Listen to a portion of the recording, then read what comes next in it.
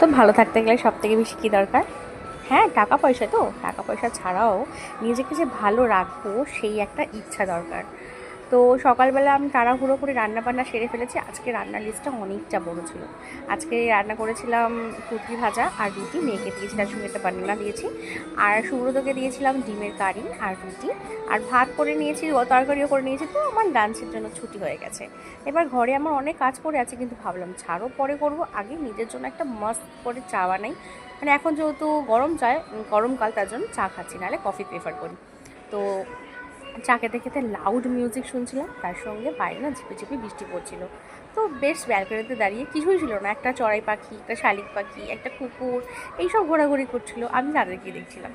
লোকজনও যাচ্ছিলো দু একটা, তাদের সঙ্গে আমার কোনো সম্পর্ক নেই, আমার নিজের সঙ্গেই সম্পর্ক।